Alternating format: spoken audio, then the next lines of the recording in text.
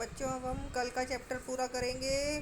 कल हमने first chapter NCERT class 8th का शुरू किया हुआ था, the camel, how the camel got his हम। तो उसमें हमने यहाँ तक कहानी पढ़ ली थी कि सब जो है शिकायत करने के लिए जिन के पास चले जाते हैं और जिन जो है वो आता है। तो सबसे पहले जो घोड़ा होता है वो कहता है, jinn of all deserts, is it right for any one to be idol.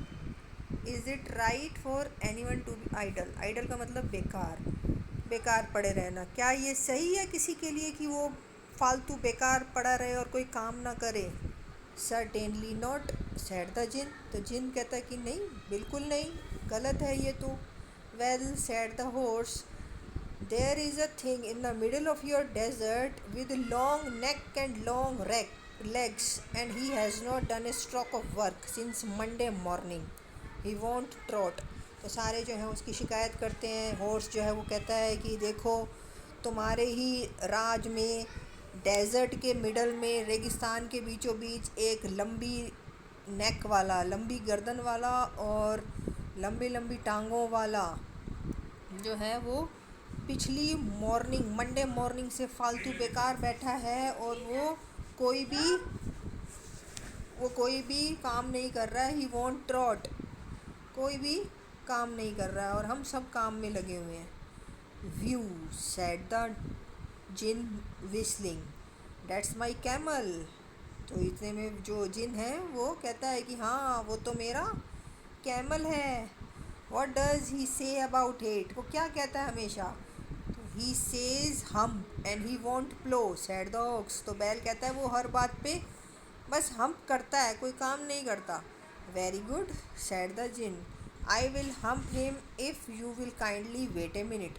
तो जिन कहता है कि मैं जो है उसको हम्प कर देता हूँ अगर तुम वेट ए मिनट, 1 मिनट के लिए वेट करो तो मैं उसको हम्प कर देता हूँ।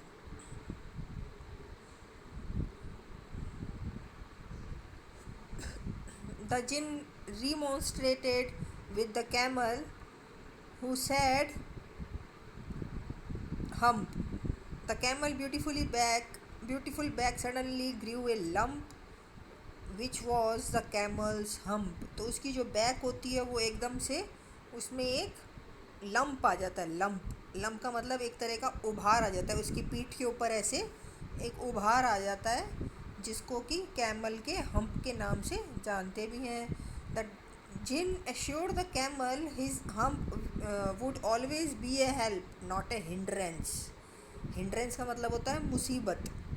तो जिन जो है वो कैमल को कहता है कि ये जो हम्प है तुम्हारी, ये हमेशा तुम्हारी एक हेल्प करेगी, मदद करेगी, तुम्हारे लिए कोई मुश्किल नहीं होगी इसके लिए।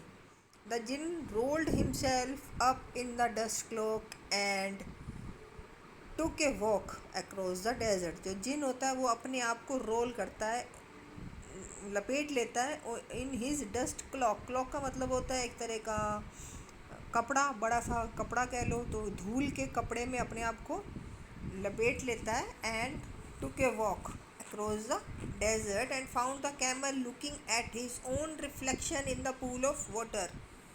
और जिन देखता है कि जो ऊँट है वो अपने आप को, अपने खुद का रिफ्लेक्शन यानी खुद की जो परछाई है वो पूल ऑफ वाटर में, एक तालाब के आगे खड़ा होता है और अपनी खुद की वो परछाई जो है वो देख रहा होता है। My friend, said the djinn, what's this I hear of your doing no work. तो तब उसको जिन जो है उसको देखता है और उसको कहता है कि मैंने सुना है कि तुम कोई काम नहीं कर रहे हो, क्या ये सही है। The djinn sat down with his chin in his hand while the camel looked at his own reflection in the pool of water। और कैमल वहीं आराम से बैठा हुआ अपना खुद की परछाई जो है वो पानी में देख रहा होता है।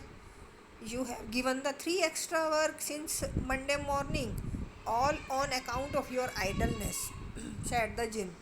तो उसको जिन कहता है कि तुमको 3 एक्स्ट्रा वर्क जो है वो दिए गए और तुमने कोई काम नहीं किया, तो क्या बताओ ये सही है। And he went thinking with his chin in his hand. और वो जिन जो है वो काफ़ी देर तक सोचता रहता है। इसका इसका मतलब है he went on thinking with his chin. Chin का मतलब होता है अपना चेहरे का जो नीचे क्या बोलेंगे उसको हिंदी में, अपना फेस के नीचे हाथ रख के बैठ जाता है और पूछता है कि तुम कोई काम ही नहीं करते हो, सब जो है तुम्हारी शिकायत कर रहे हैं, तुम्हें पिछले लास्ट मंडे मॉर्निंग से तुम्हें इतना काम दिया हुआ है और तुम बिल्कुल निकम्मों की तरह आइडलनेस बेकार बैठे रहते हो।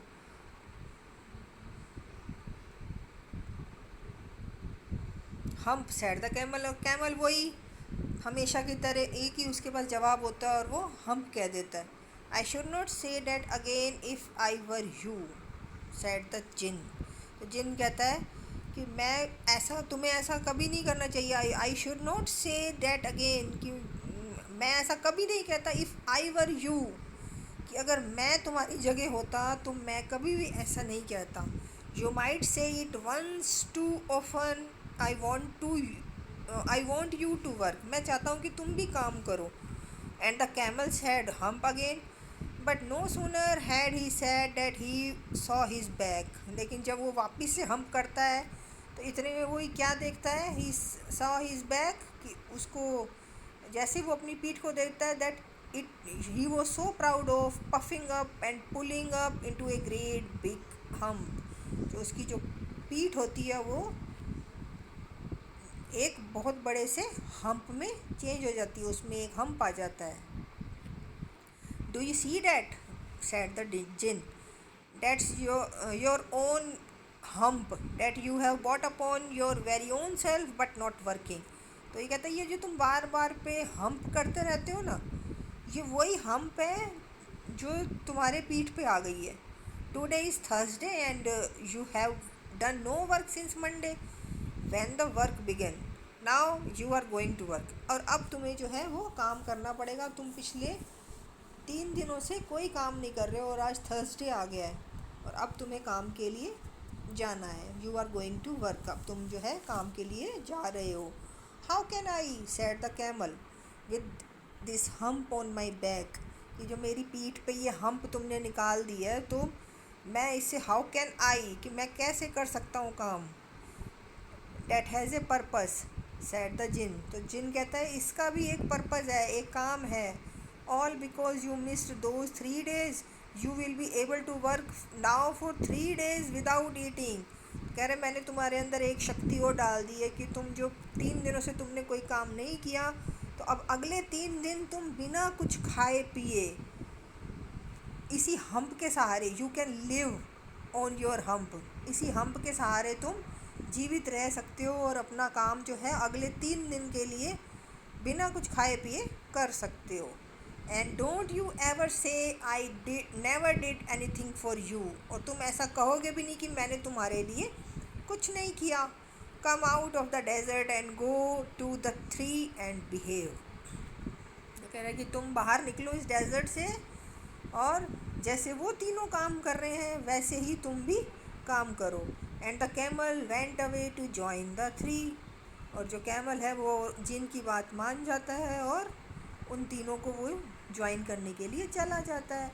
And from that day to this the camel always wear a hump, but he has never yet caught up with the 3 days that he missed at the beginning of the word, and he has never yet learned how to behave। और तब से लेकर जो है camel की जो खुद की जो वो आदत थी हम्प करने की, बात बात पे वो हम्प करता था, तो उसी पे उसको जो है हम्प मिल गई और आगे से उसने कभी भी किसी को हर्ट नहीं किया।